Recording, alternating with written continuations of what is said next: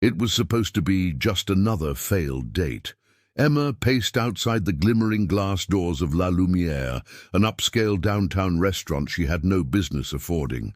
Her hands trembled slightly, not from nervousness, but exhaustion. 3 jobs, endless bills, and now a blind date arranged by her mother's nurse. Not her mother, because her mother was too weak to speak most days. Just a nurse who had seen Emma come home alone too many nights and decided to intervene. She checked the text again. Table 12. He's in a navy suit. Name's Daniel. Kind eyes. Emma sighed. The last man supposedly had kind eyes, too. He ended up lecturing her for an hour on crypto investments while flirting with the waitress. She didn't need a boyfriend. She needed peace. But peace didn't come easily to girls like her. Pushing. Open the door. She stepped inside. The interior swallowed her in its candle-lit glamour. As the hostess walked her in, Emma felt a wave of dizziness. She hadn't eaten all day. Table 12, she whispered to herself. But when she glanced around, there it was. A tall man in a navy suit, back perfectly straight, face unreadable, already sipping a drink. Bingo! She walked up slowly, heart thudding. "Hi," she said, nervous smile blooming. "I'm Emma." The man looked up from his glass, and his eyes met hers, sharp, unreadable and piercing in a way that made her legs wobble. There was a second of silence. Then he smiled, but it wasn't warm, it was amused. "You're not the waitress," he said coolly, setting down his drink. I'm here for the blind date," she said, swallowing. "Table 12? He leaned forward slightly. "This is table 21. The floor might as well have opened up. "Oh my God," she whispered. "I'm so sorry, I must have—" But he raised a hand. "Sit." Her legs obeyed before her brain could. Something about him was magnetic. His gaze didn't soften, but it didn't reject her either. There was curiosity there, restrained, controlled. "You walked in like you belonged," he said. "That's rare. I should probably find the actual guy. Or," he said, now tilting his head, "you could stay just for a drink." Emma hesitated. Every part of her said this is a bad idea, but every other part was tired of being reasonable. "Okay," she said quietly. They sat in strange, elegant silence. She stole glances. He was older, maybe early 30s, with that kind of sculpted poise that didn't come from the gym, but from generations of pressure. His suit wasn't just navy. It was custom. She could spot money even when she hated thinking about it. "I don't usually do this," she murmured. "I believe you." A pause. "Why did you ask me to stay?" She blurted, "You don't even know me." He finally smiled, a real one this time, soft but sly. "You sat at my table like it was fate." Felt rude to interrupt. His name, she learned halfway through the drink, was Oliver. He never gave a last name. She didn't press. They talked. About the music, the wine, the absurdity of blind dates. Nothing too deep, nothing too revealing. Yet when she finally stood to leave, Oliver said something that froze her.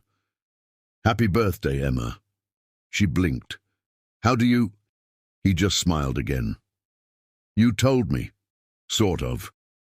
In how you looked at the cake tray when the waiter passed. That longing? That was specific." No one had remembered her birthday in years, not even herself. She stood there, stunned, unable to thank him, until he handed her a small black envelope. "Open it when you're alone," he said. That night, after checking on her mom and microwaving stale soup, Emma sat on her bedroom floor and opened it. Inside, a note in neat handwriting, "To new beginnings, mistaken or not," and taped beneath it, a receipt for a hospital bill, her mother's bill, paid in full. Emma hadn't slept. The hospital bill stared back at her from her nightstand like a portal to another universe. It wasn't just the money, it was the message behind it, that someone, a stranger no less, had looked at her life for 5 seconds and decided she mattered. that she was worth rescuing. She replayed the dinner in her mind a dozen times, every word, every look. There was something calculated about Oliver, but not cruel. She didn't know why that comforted her. All she knew was when she saw the nurse. The next morning, holding back tears of joy, Emma realized something even more jarring. She didn't want this kindness to end. When she got the message the next afternoon, she almost expected it. Come to the rooftop, 7:30 p.m. Wear something. Honest. Oh, rooftop? She had no clue what that meant. Honest? What, no heels, no mascara? She wore jeans, a faded hoodie, and clean sneakers with a rip in the sole. The rooftop was 3 stories above a cafe she'd never noticed, shrouded in vines and quiet shadows.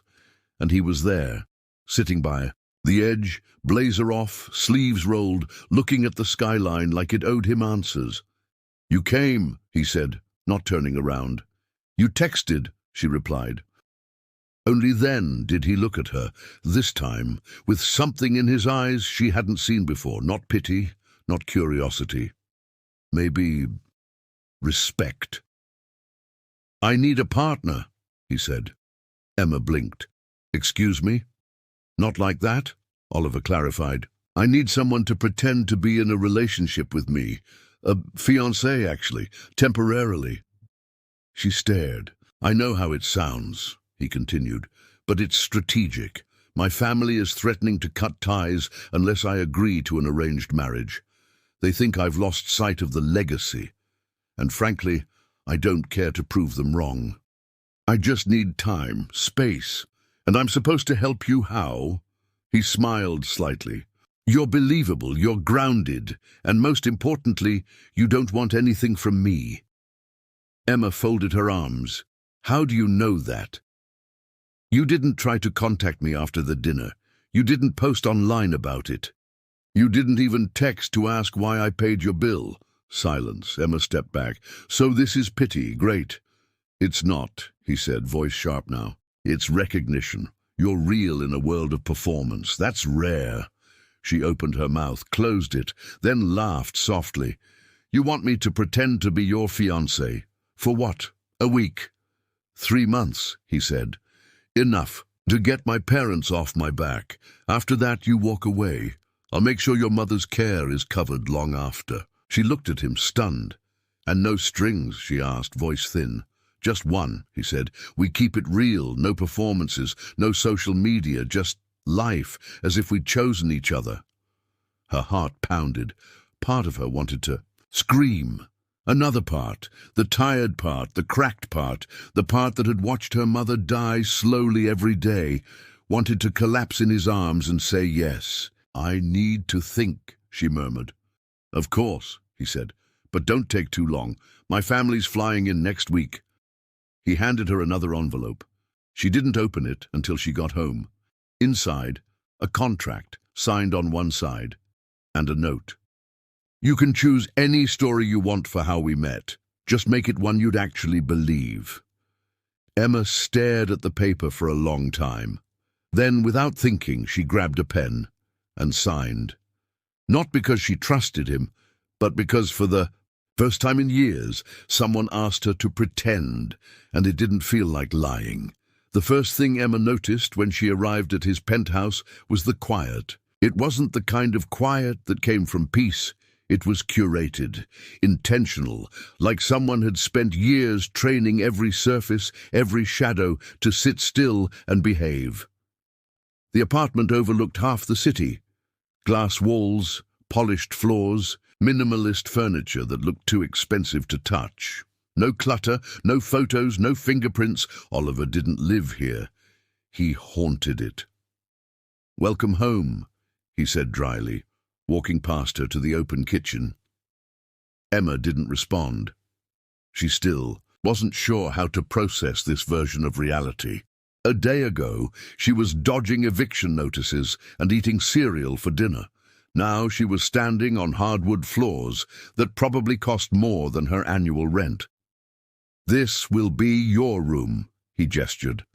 It wasn't large, but it was pristine, too pristine, A guest room with no memories, just like him.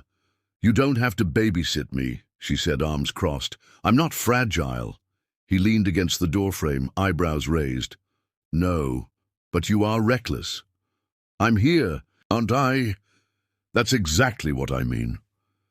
Silence filled the room again, dense and uncomfortable. Finally, Emma broke it. "Why me?" she asked. "Really?" Oliver's eyes didn't flinch. "Because everyone else I know has a price. You have terms." She didn't know whether to feel insulted or respected.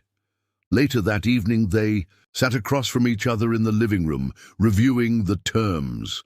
They'd written them together. No physical affection in public unless requested, no overnight guests, weekly check-ins on the story, and most importantly, absolute honesty. About personal matters unless it involved feelings. Oliver had insisted on that clause. Emma hadn't asked why. "Your mother will believe this?" he asked, reading the print.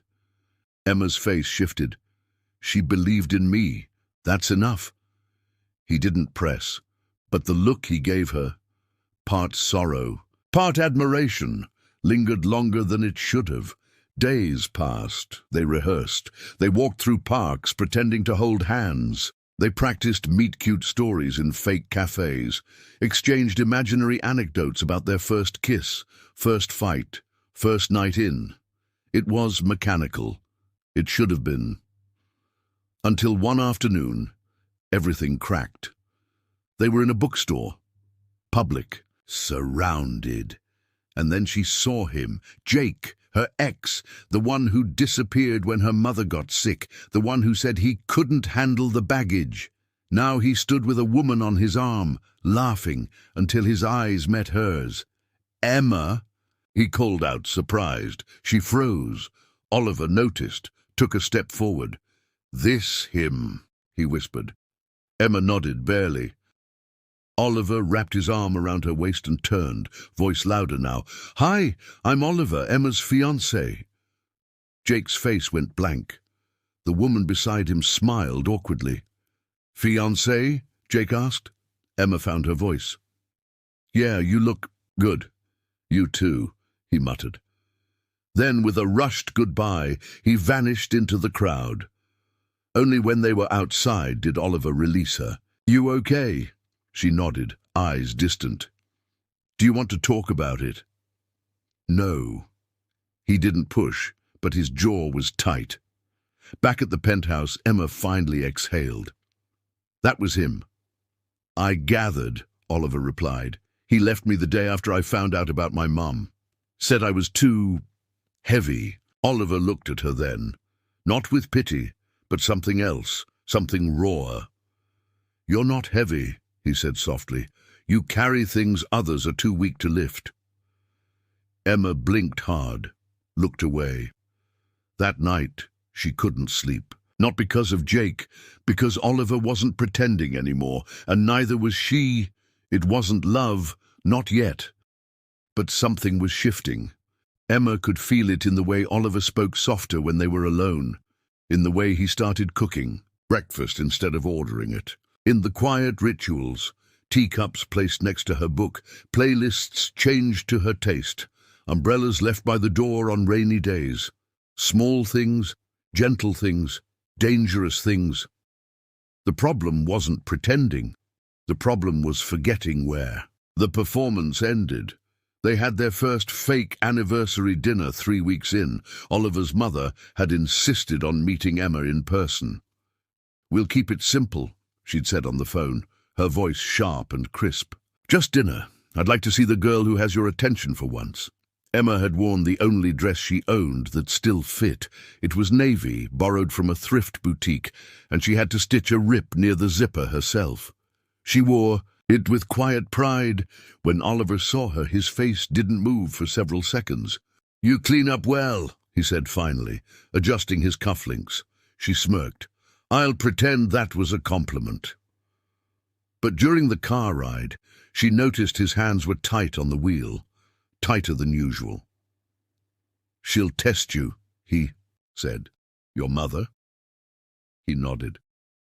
"She doesn't believe in accidents or charity." Emma didn't reply. Dinner was held at a private estate with too many windows and not enough warmth. Oliver's mother, Claudine, was stunning, like a winter storm, beautiful, distant, and merciless. She greeted Emma with a kiss on the cheek and a compliment that somehow sounded like an insult. "You have very honest features," Claudine said, smiling thinly. Emma simply replied, "It's the best I could afford." The silence that followed was deliciously awkward. Oliver hid a smirk behind his wineglass. Claudine probed for details, their first date, their plans for children, where Emma was truly from. Emma held her ground with charm and just enough vagueness to seem natural. She never lied. She just didn't tell everything. It was going surprisingly well until Claudine asked one simple question. "And what do your parents think of all this?" Emma froze. "Just a second." But Claudine saw it. "My father passed when I was 9, Emma said slowly, "and my mother's unwell." Claudine tilted her head. "I see. So, no one to ask your hand in marriage?" Emma stared back. "I didn't know women still needed permission to live their lives." Silence again. Oliver finally stepped in, changing the subject with professional ease, but Emma had already sensed it. Claudine didn't believe her. Worse, she didn't like her. Not because of who she was, but because of what she represented. An outsider, an unknown, a disruption. Later that night, back in the penthouse, Emma pulled off her heels and rubbed her temples. "She hates me." "She hates everyone," Oliver said simply, "except herself. But especially me." Oliver didn't deny it. Emma looked at him then. "Why do you do it? Why fight her? Why not just give in?" He didn't answer. Right away, he walked to the bar, poured a small drink, and stared out at the city. Then quietly, "Because I already did. Once." Emma waited. "She wanted me to marry the daughter of an oil magnate when I was 23. I agreed. The girl was kind, boring, perfect. She died 6 months in. Car crash. No one ever said it, but I think she was trying to get away from me." Emma's breath caught. "I learned something that year," he said. "You can live the life someone else draws for you. But eventually, the lines close in." Emma walked over, took the glass from his hand and set it aside. "We're not those people," she whispered, "and this isn't a real marriage." Oliver looked at her like he wanted to believe that, like part of him already didn't. Emma knew the rules. Every line in their contract, every silent clause, they never wrote down, but both understood. Don't feel too much. Don't ask too many questions. And above all, don't get comfortable. But routines have a way of breeding intimacy, and intimacy, even counterfeit, always leaves a mark. They began sharing breakfast, then late-night walks, then laughter. Real laughter, the kind that cracked Oliver's otherwise sculpted facade. Emma learned his favorite music was classical, but only when he couldn't sleep. She discovered he hated the smell of vanilla candles, but bought them anyway because she liked them. And Oliver, he noticed everything. The way she twirled her hair when she was overwhelmed. The way her voice dropped when she missed her mother. The way she always looked like she was about to leave, even when she stayed. One morning she woke to find a note beside a tray of breakfast. "You talk in your sleep.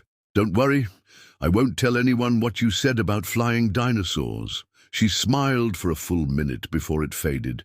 This wasn't what she'd agreed to. Later that week, Oliver took her to a corporate gala, the kind filled with glimmering gowns and laughter with teeth. Emma wore a dress he'd chosen for her. She hated how perfectly it fit, how it made her feel seen. At the event, he introduced her as "my future," with a straight face. No one questioned it. They all accepted her without looking too closely. Not because she was convincing, but because Oliver was.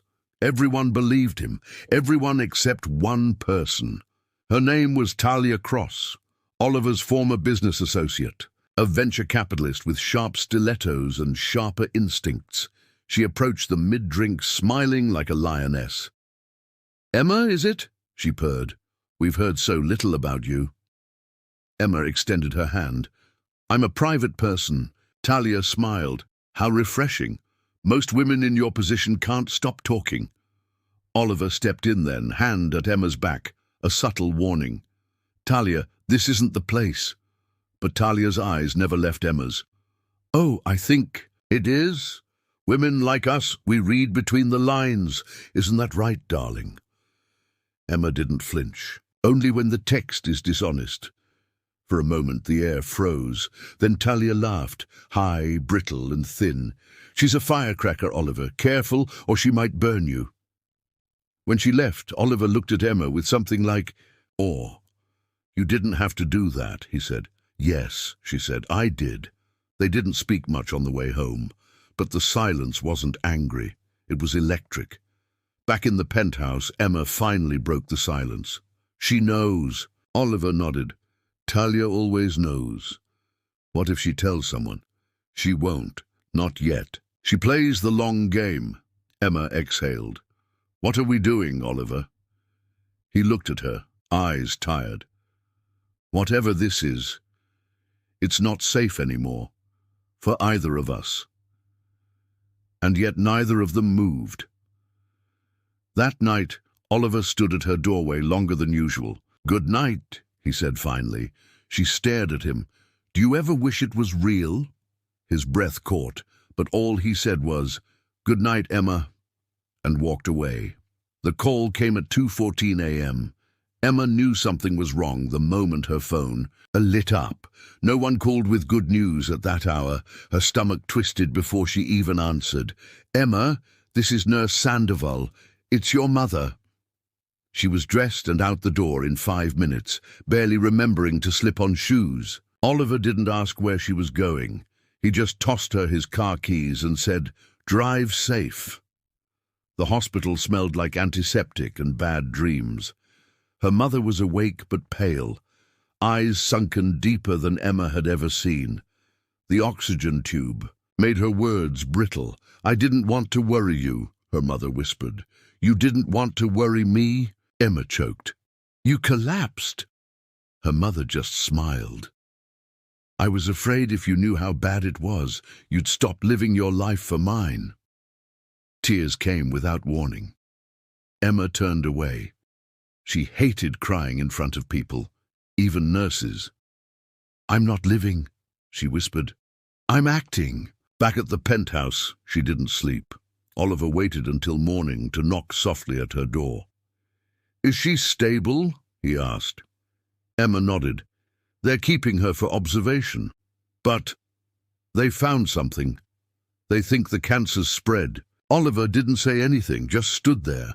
"I told her I was engaged," Emma confessed, her voice hollow. "She smiled so big, Oliver. She said now she can go in peace." "Don't say that." "I already did. She believes in us, in you, and it's killing me." He stepped closer. "You want to end this?" Emma looked up, eyes glassy. "I don't know." Oliver reached for her hand. Not rehearsed, not performative, just real. "Then let's figure it out together." The words broke her. She collapsed into his arms, the sobs quiet but volcanic. He held her like she was a secret he'd been afraid to keep. Not tight, not fragile, just completely. Days blurred. Emma juggled hospital visits, fake brunches, and whispered panic. Her mother's condition fluctuated. Oliver never asked for more than she could give, but he was always there, holding her coat, making tea, waiting by the door when she came home late. Then one afternoon she found it. She was in the study, searching for a printer cartridge, when she opened the wrong drawer. Inside, a folder, labeled with her name, Emma. She didn't mean to open it, but she did. Inside were pages, reports, surveillance photos, notes on her past addresses, her school records, even her mother's medical history. Her hands trembled. Oliver had investigated her. When he came home, she was waiting, folder in hand, fire in her veins. "What is this?" she asked, voice razor-sharp. He paused, saw the folder, said nothing.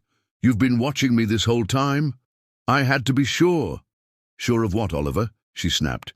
"That I wasn't a gold-digging artist? I've been burned before. That's not an excuse, that's paranoia."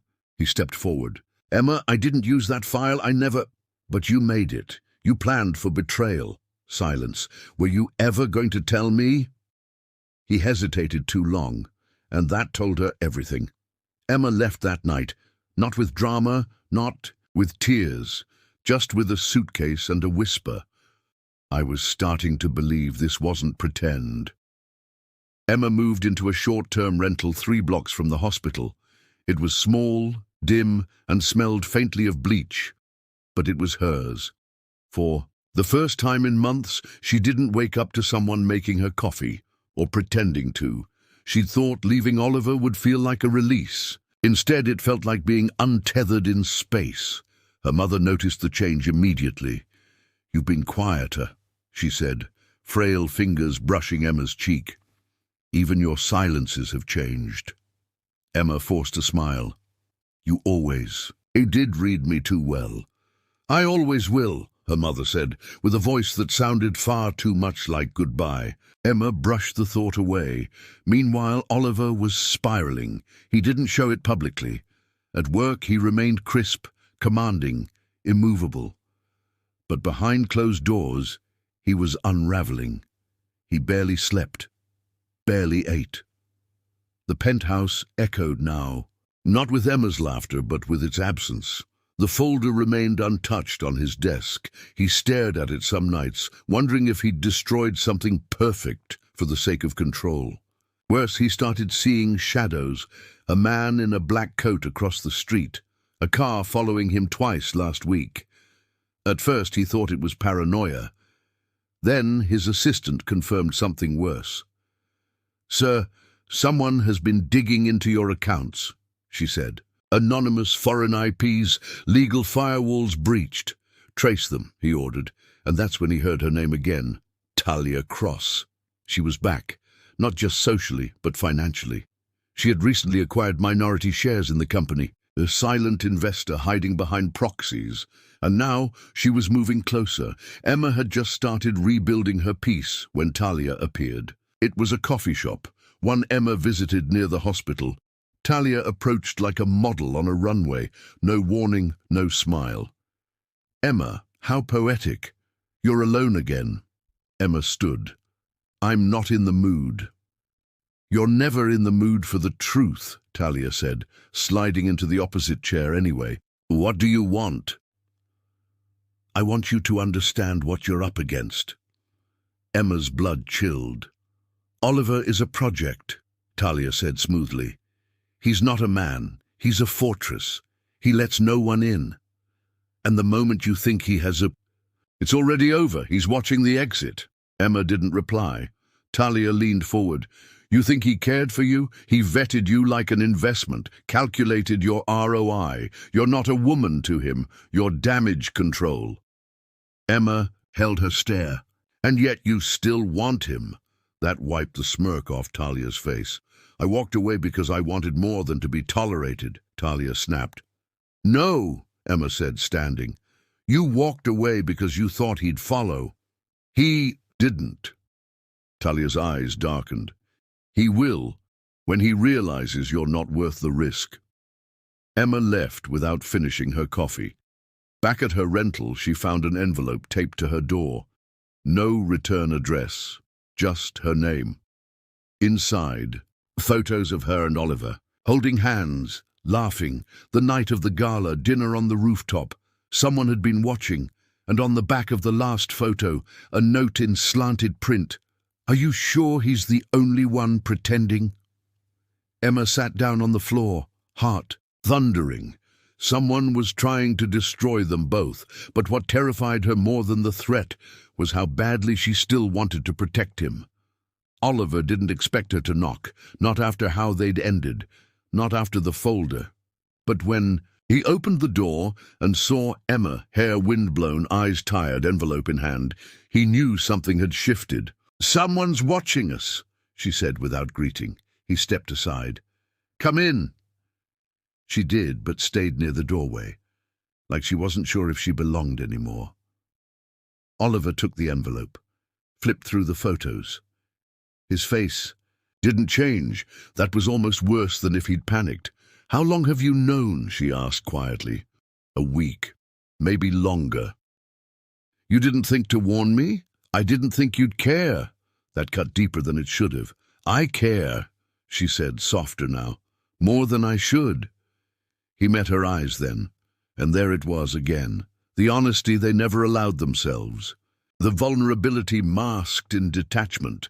The ache of people who were always one decision too late. "I never meant to hurt you," he said. "But you did. I know." Emma sat on the edge of the couch. "She came to see me." "Talia? She wants to break you." Oliver almost laughed. "She already did, years ago." Emma reached into her coat and pulled out another slip, a copy of an investment report. Talia's name at the bottom. "She's buying influence. She's coming for your company." Oliver read it, quietly, coldly. Then, finally, he said, "Let her." Emma stared. "What?" "I'm tired of protecting something that never protected me. That's not who you are. You don't know who I am. Maybe not, but I know who you were when I met you. And I know who I see when you're not pretending." He looked away.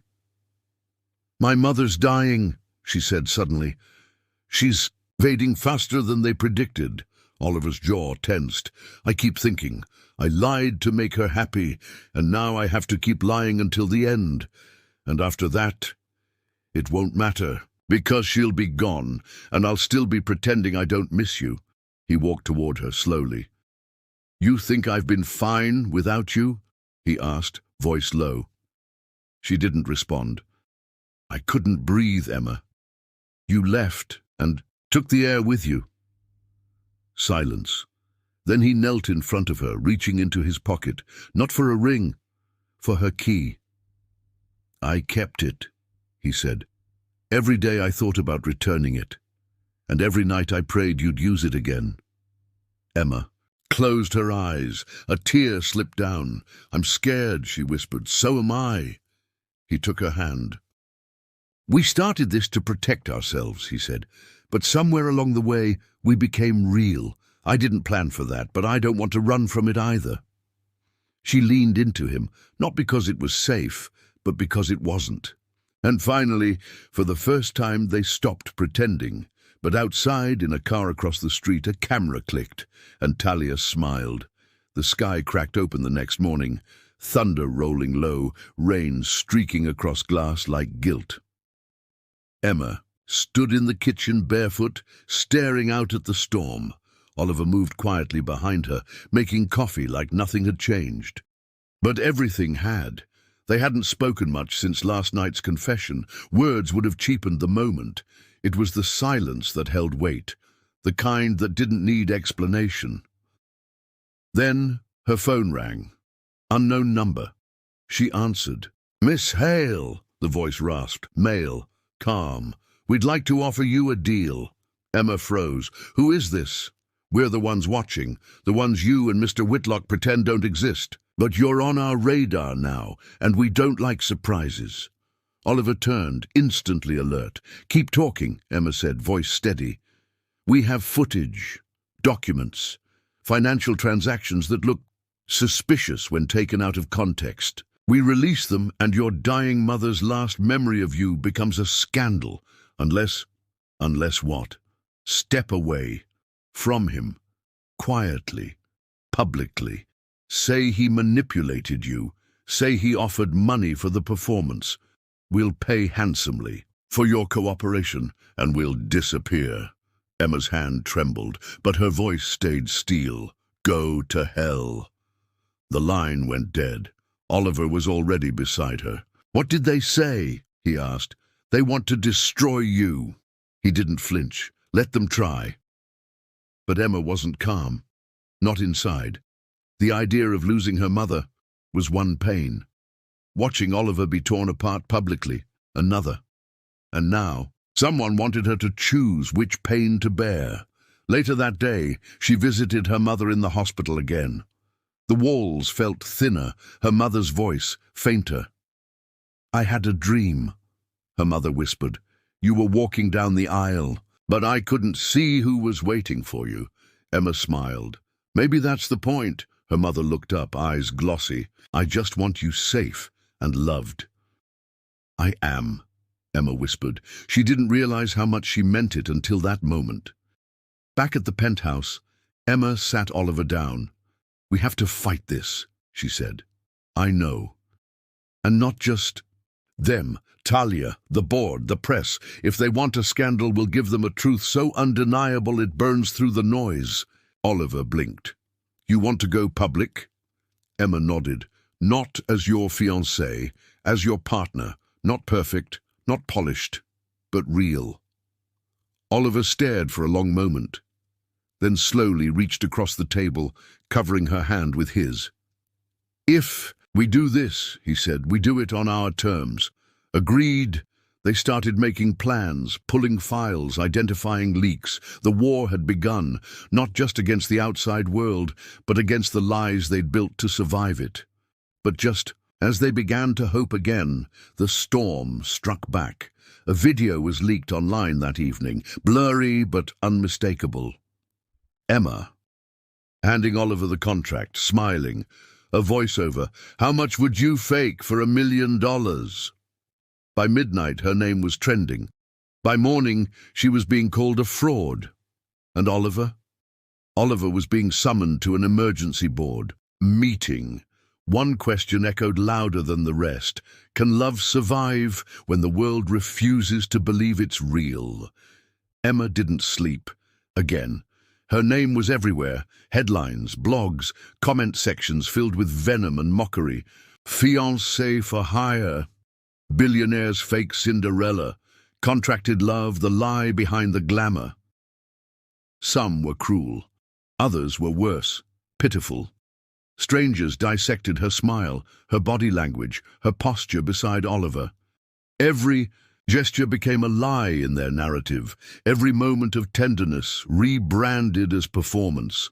She couldn't walk 2 blocks without seeing her own face on someone's phone screen. And Oliver? He hadn't called. The board had demanded a full, internal investigation. Shareholders panicked. Clients threatened to withdraw. The company's PR team went into lockdown mode. His legal team drafted statements.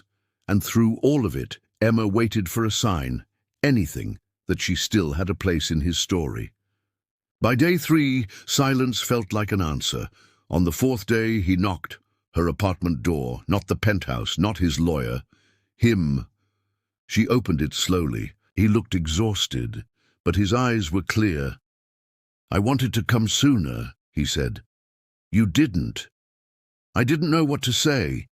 "You didn't need to say anything, Oliver. You just needed to be there."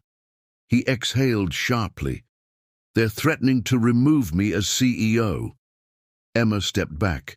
"Because of me." "No," he said quickly, "because I let this spiral, because I didn't protect you, because I forgot what I was fighting for." She folded her arms. "So what now? Do we end this? Is that how you make the fire go away?" He shook his head. "No, we double down." Emma blinked. "What? We stop apologizing, we stop hiding. You come with me to the press conference. We speak together. No more fake stories, just the truth." Emma laughed bitterly. "And what is the truth, Oliver?" He hesitated. "That we started as strangers, that we signed a lie, and somewhere along the way we fell in love." She froze. He took a step closer. "I can't lose this. Not because of them. Not because I was afraid." Emma's voice broke. "Do you even know what love means? To you, it's business, branding, risk management. To me," he cut in, "it means you. Every stupid, complicated, beautiful thing about you. It means watching you cry and knowing I caused it, and hating myself for it. Silence. "I don't want a contract," he said. "I want a choice. And I'm choosing you." Emma didn't move, but her heart did. Later that day, they stood together before cameras. No stylists, no scripts, just a man and a woman, telling the world what they'd been too scared to admit. "I lied," Emma said. "At first, I thought I was protecting my mother, but I ended up protecting myself. From hope, from the idea that someone like me could be seen, truly seen, and still be chosen." Oliver took her hand. "And I thought I was protecting my legacy," he said. "But Emma showed me something better, a future I didn't plan, but desperately want." Reporters shouted questions, but none of it mattered, because in that moment the world finally saw what was. Never fake. And somewhere in the crowd, Talia watched, expression unreadable, but her phone lit up with a message. "Phase 2 begins tonight." It should have been over. After the press conference, public sentiment softened. Some applauded Emma's courage. Others mocked Oliver's vulnerability, but the backlash began to lose traction. For a moment, they had room to breathe. They spent the night together. No plans, no script, just each other. Emma lay on the couch, her head resting on Oliver's chest, listening to the rhythmic beat of a heart she once thought untouchable. He played with her fingers absent-mindedly, neither of them speaking. Then the call came. Wang, Oliver's personal security head, voice sharp and low. "Sir, you need to see this, now." They arrived at the office before dawn. On the giant monitor, internal documents, sensitive contracts, executive emails, all dumped on an anonymous website titled The Whitlock Files. Emma's eyes scanned the screen. Her name, her medical debt, the contract she'd signed. Oliver's voice was a growl. "Who has access to this?" Wang didn't answer. Emma looked at him. "There's more, isn't there?" He didn't answer either, and then she saw it. A video, grainy, time-stamped weeks ago, her at the hospital, alone, crying beside her mother's bed. Then another clip, her receiving cash from a man in a suit. A nurse, actually, but without context it looked damning. The captions had already been added. "Fake fiancé caught cashing in." Emma staggered backward. "I didn't," she began. "No," Oliver said, grabbing her arm gently. "They're cutting the footage. This is designed." "But the hospital," he nodded. "It's inside." Emma's face went pale. "How did they get access?" The answer came minutes later. A woman entered the room, heels sharp, coat pristine. Talia. She didn't wait to be invited. "Hello, Oliver." He stepped in front of Emma. "Get out." Talia smiled. "Not yet. You're forgetting something." She pulled out a flash drive. "This is phase 2, the part where the public learns that their tragic billionaire prince bought himself a girlfriend, manipulated the media, and tried to kill a story with cash and lies." Emma's voice shook. "What do you want?" "Control," Talia replied, simply.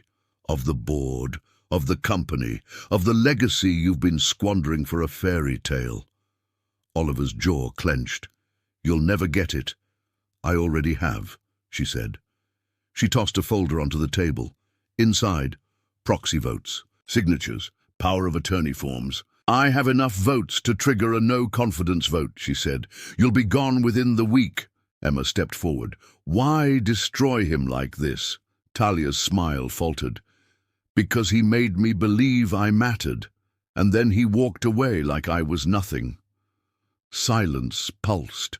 "And you," she sneered at Emma, "you were supposed to be the mistake, the blip, but you made him better, you made him real, and that's what I can't forgive." Oliver turned to Emma. "Leave, now." "No." He raised his voice. "Emma, go." But she didn't. She stood there between him and Talia, shaking, small but unflinching. "You can take the company," Emma said, "but you don't get to take his soul." Talia laughed. "You think love saves people? You don't know the world you're in." "No," Emma said, "but I know who I'm standing beside." Oliver closed his eyes. He didn't deserve her. But he was about to fight for her anyway. Emma didn't leave. She couldn't. While the legal team scrambled and the boardroom boiled with political warfare, she stayed by Oliver's side, not as his partner in crisis, but as the only person who remembered who he was beneath the architecture of his power. "You don't have to fight for the company," she told him late that night, as they sat on the roof of the penthouse in the rain. "You can walk away. Start over." Oliver shook his head. "That company carries my name. But more than that, it carries every choice I've ever made. I won't let her rewrite them." Emma took his hand. "Then I'll help you, but only if you promise me something." He looked at her. "When this ends, win or lose, we stop hiding." He nodded. The next morning they went on the offensive. They gathered every real record, the full-length video footage, emails showing context, employee testimonies. Emma herself reached out to former staff and hospital administrators, people who knew the truth, people who still believed in decency. But it wasn't enough. Talia's narrative had taken root, and the press, hungry and savage, preferred fiction to fact. Then the unexpected happened. An email from a blocked address, one video attachment. Oliver opened it. Talia, in a private boardroom, speaking on a phone, gloating. "I don't care how innocent she looks. Frame her, make it ugly. This is how you bury people like her." The sender was anonymous, but the message was clear. "This changes everything," Oliver whispered. They released it immediately. Social media exploded. Comment sections flipped. The public turned on Talia overnight. Sponsors withdrew. The board scrambled. And by midnight she was forced into resignation, but she wasn't finished. Talia showed up at Emma's apartment 2 days later. No entourage, no makeup, just rage. "You think this is over?" she said, breathless. Emma didn't flinch. "I think you've lost." Talia stepped forward. "I will spend the rest of my life undoing you. Every room you enter, I'll already be there. Every step forward, I'll pull you back." Emma stared hard. "You've already lost the only thing that mattered, and it wasn't the company." For the first time, Talia's face cracked. She left without another word. Back at the penthouse, Oliver waited. "Are we free?" he asked, watching Emma enter, soaked from the rain. "Almost," she said, "one thing left." She walked to him, heart hammering, soaked to the skin. And then, slowly, she pulled the old contract, the original one, from her coat pocket, ripped it in half, then again and again, until it was confetti on the floor. Oliver stepped forward. "No more pretending," she whispered. He touched her face. "Then let me ask you, not as an escape, not as a shield, just as a man who forgot how to believe until you reminded him." He dropped to one knee. "No papers, no deals, no scripts, just, will you be mine, for real?" Tears filled her eyes. She nodded. "Yes." Outside, the city roared. Inside, 2 people finally told the truth. Her mother passed on a Tuesday. There were no final words, just a smile, a weak squeeze of Emma's, and a long, slow breath that sounded like a sigh of relief. Oliver was waiting outside the room. When Emma stepped out, he stood immediately but didn't speak. He just opened his arms, and for the first time in weeks, she let herself collapse. No restraint, no dignity, just pain, deep and old and raw. They didn't go home that night. Oliver booked a quiet hotel an hour outside the city. No press, no distractions, just silence and trees. She slept for 16 hours. When she woke, he was beside her, awake, watching the ceiling like it held a secret. "I don't know how to live without her," Emma whispered. "You don't have to know yet," he said. "You just have to keep breathing." She reached for his hand. "She would have loved you." He smiled. "I loved her too, in my own way." Later, they visited the house Emma grew up in. It was small, forgotten by time. Everything smelled like mothballs and memories. Her mother's garden was still overgrown but alive. She found a box of photos, dusty and warped. Baby pictures, report cards, old letters. At the bottom, a sealed envelope with her name. Emma sat on the porch, heart pounding. Inside, her mother's handwriting, shaky but clear. "My dearest Emma, if you're reading this, then I've gone. And I know you're hurting, but I need you to remember something. You are not alone. You never were. Don't be afraid. To love, my girl, even if it terrifies you, especially then. Let yourself be seen and let yourself see others. The world tried to shrink me, but you were my expansion, my hope, my fight. Live, Emma, please, love, Mom." She read it twice, then again. Oliver sat beside her, silent, reverent. "She always said I carried everything alone," Emma murmured. "Maybe she was right." "You don't have to anymore," he said. They stayed there until the sun dipped, until the stars blinked awake one by one, until grief folded into gratitude, just enough for Emma to finally breathe without pain. That night they returned to the city, but they were different now, no longer defined by the lies they once told, or the pain they'd survived. They were something new, something real. But just as peace began to settle, a message arrived. From an anonymous number, a video. Emma, her mother, a private conversation from weeks ago. "Promise me, you'll marry someone who sees you, not just someone who needs you." Then the camera panned, revealing the hidden phone behind. A hospital curtain. Oliver's hand clenched the phone. "This wasn't Talia," he said. "This is something else." Emma looked at him, and for the first time she felt something worse than fear. She felt unfinished. The hospital footage wasn't just invasive, it was intimate, private, personal, sacred. Whoever had filmed it hadn't just violated Emma's trust, they'd desecrated a goodbye, her mother's final wish, stolen and packaged as ammunition. Oliver immediately set his team to work. Every surveillance angle, every badge scan. "I want to know who accessed that wing and when." Emma sat quietly at the edge of the room, hands folded in her lap. Her heart wasn't racing anymore. It was still, heavy, the kind of silence that comes after something breaks too cleanly to be fixed. "I thought it was over," she said softly. Oliver looked up. "Talia's gone. The contract's gone. We stood in front of the world, and yet—" He walked to her. "It's not over because we're still standing," he said, "and someone doesn't like that." 2 hours later, the trace came back. The phone used to record the footage had been connected to the hospital's internal Wi-Fi under a staff login, one belonging to a nurse Emma knew, one who had comforted her, brought extra pillows, spoken kindly of her mother.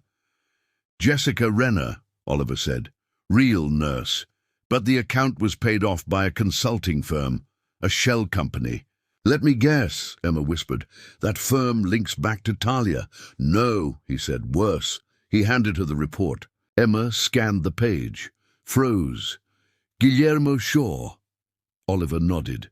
"Your mother's former landlord, the man who tried to push her out before the diagnosis, the one she sued and won." Emma remembered him. Thick hands, thicker accent, sneering at their small victories like they were stains on his shoes. "He's in real estate, investments, minor shares in half the firms we just took back from Talia. He's been waiting," Oliver said, "watching. You cost him a lot and I cost him more." Emma's stomach turned. "So what does he want now?" Oliver's voice dropped. "Revenge, reputation, and leverage." She stood slowly. "Then let's give him none of that." The next 48 hours moved like war. Oliver's lawyers filed for a restraining order. Emma gave a statement. Simple, powerful, devastating. They made the hospital footage the center of a privacy case, launching a national conversation about patient dignity, Public opinion flipped again. Guillermo tried to bury the story, but truth once spoken has a way of echoing. Emma received letters from strangers, messages from women who'd felt silenced, survivors of manipulation.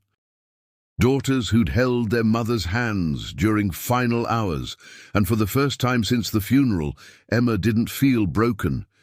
She felt righteous. On the third night, Oliver found her on the balcony, staring at the skyline. Unmoving. "He underestimated you," Oliver said. Emma turned. "So did I." He touched her arm. "We can leave it behind now. If you want, the penthouse, the press, start over." Emma looked at him, eyes soft. "No." "No?" She smiled, faint but fierce. "We don't run. Not anymore." He kissed her, not with hunger, not with desperation, but with the gentleness of a man who finally knew what he had. Below them the city pulsed on. Above them the stars blinked like yes. But in a dark room, somewhere far from light, Guillermo Shaw stared at a photo. Emma, pinned to a board, connected to a dozen red lines, and under it one phrase written in thick black ink, "Not finished yet." 6 months later, the city moved slower. Maybe it was spring. Maybe it was peace. Maybe it was the absence of secrets, or at least the kind they once built their lives on. Emma and Oliver had settled into something real, not flashy, not fragile, real. They still argued about parking, about laundry, about whether pineapple belonged on pizza, but it was honest. And after years of pretending, honesty tasted like freedom. Emma had started her own legal clinic, small, underfunded, perfect. She took on the cases no one else wanted. Eviction abuse, medical discrimination, silence paid for in signatures. She was building something her mother would have been proud of.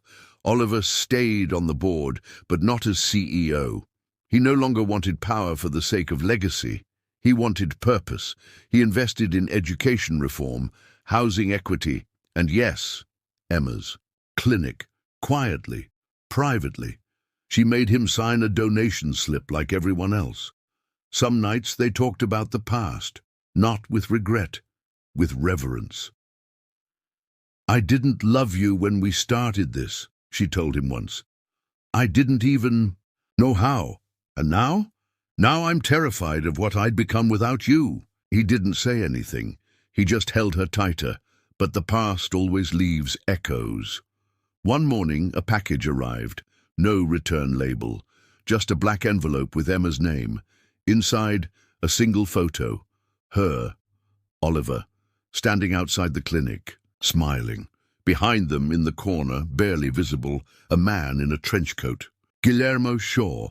On the back of the photo, handwritten, "You stopped the story, but you haven't ended the war." Oliver read it once, then again. "Do we report it?" he asked. Emma shook her head. "No." "Why not?" She looked at him steady. "Because we're not scared of ghosts." And then she tore the photo in half. They didn't change the locks. They didn't move cities. They got married 3 weeks later, quietly. Just friends, close family, and a little garden where her mother's favorite flowers bloomed. He cried when she walked down the aisle. She cried when he whispered, "Thank you for staying." And after the vows, after the cake, after the dancing, they slipped away to a bench under a tree where no one was watching. And for the first time in their lives, they didn't have to act. They were just two people, flawed, healing, chosen. The world still spun, enemies still lurked. But love, when chosen freely, when fought for, burned for, earned, became the greatest rebellion of all. And Emma smiled, because she had finally become her mother's dream, a woman who loved, who was loved, and who never, ever needed to pretend again.